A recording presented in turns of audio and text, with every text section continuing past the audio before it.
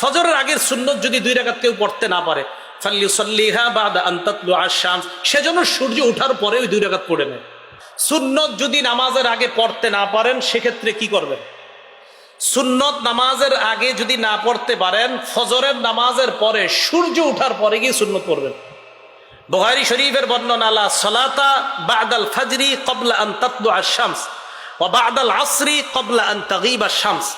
ফজরের পর সূর্য ওঠার আগে, ফজর নামাজ পড়ার পর সূর্য ওঠার আগে কোনো নামাজ নাই। আসর নামাজ পড়ার পর সূর্য ডুবার আগে কোনো নামাজ নেই। ফজর নামাজ পড়ার পর সূর্য ওঠার আগে কোনো নামাজ নাই, এটা বুখারীর বর্ণনা। আসরের নামাজ পড়ার পর সূর্য ডুবার আগে কোনো নামাজ নেই, এটা সহিহ বুখারীর বর্ণনা। তিরমিজি শরীফের এক বর্ণনায় আসছে, নবীজি বলেন, মান লাম ইউসাল্লি রাকাতাইল ফাজর, ফজরের আগের সুন্নত যদি 2 রাকাত কেউ পড়তে না পারে ফালইউসাল্লিহা বাদা আন তাতলুআ আশ-শামস, সেজন্য সূর্য ওঠার পরে ওই 2 রাকাত পড়ে নেয়। এখন ঘটনা হলো, হুজুর অনেকে তো দেখি ফজর পড়ার পরে মসজিদে দাঁড়ায় যায় সুন্নতের জন্য, ঠিক না? হ্যাঁ, এরকম একটা বর্ণনা তিরমিজিতে, আবু দাউদে আছে, কিন্তু এই বর্ণনাটা কেন আমরা পালন করি না বলি। বুখারীর বর্ণনা স্পষ্ট যে ফজরের পরে কোনো নামাজ নাই সূর্য ওঠার আগে, এটা বুখারীর বর্ণনা। তিরমিজির বর্ণনাটা যার ব্যাপারে আসছে তার নাম কাইস ইবনে কাসির, উনি ফজরের পরে এভাবে নামাজে দাঁড়ায় গেছে।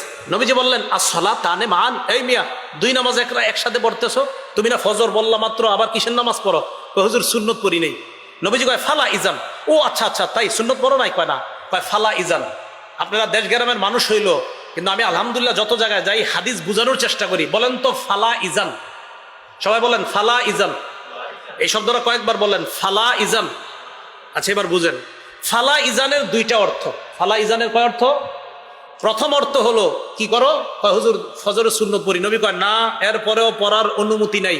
ফালা ইজানের প্রথম অর্থ, না, পড়ার অনুমতি নাই। ফালা ইজানের দ্বিতীয় অর্থ হলো, ও আচ্ছা আচ্ছা, ঠিক আছে, পড়ো, সমস্যা নাই। তাহলে ফালা ইজান শব্দটার 2 অর্থ। এক অর্থ হলো, ও আচ্ছা সুন্নত পড়তেছো? কয় হ্যাঁ, আচ্ছা ঠিক আছে, সমস্যা নেই।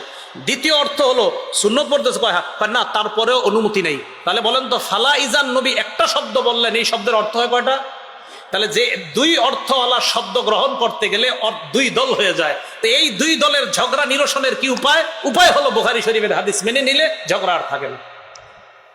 2 দল, এক দল বলবে না আমরা বলবো না, আমরা সুন্নত পড়বো, আরেক দল বলবো না, এই হাদিসের তো আরেকটা অর্থ হয় যে সুন্নত না পড়লে কিচ্ছু হবে না, পরে পড়ো তুমি। এক্ষেত্রে আমরা করিনা বলা হয়, এটা যে করিনা মানে আলামত, যে এই হাদিস মানার জন্য অন্য কোনো আলামত খুঁজবো আমরা। কয় কি? বুখারীর এক বর্ণনায় পাইছি, নবীজি বলছে ফজর পড়ার পর সূর্য ওঠার আগে আর কোনো নামাজ নাই, আসর পড়ার পর সূর্য ডুবার আগে নামাজ নাই। তো ফজরের পর আর নামাজ নাই, এই অর্থ কিভাবে গ্রহণ করবো? বুখারী থেকে আমরা যেহেতু আরেকটা বর্ণনা পাই, তাই এখানে এটাই নিব আমরা, হ্যাঁ ফজরের পরে সুন্নত পড়ো তুমি, এই অনুমতি তোমার নাই। আর এই হাদিসকে হাদিসে মুরসালও বলা হয়। আর হাদিসে মুরসাল যেখানে আছে, অন্যদিকে আছে হাদিস, সহিহ হাদিস বুখারী শরীফের স্পষ্ট হাদিস থাকার পর এই হাদিসে মুরসালের উপর আমল করার কোনো প্রয়োজন নাই।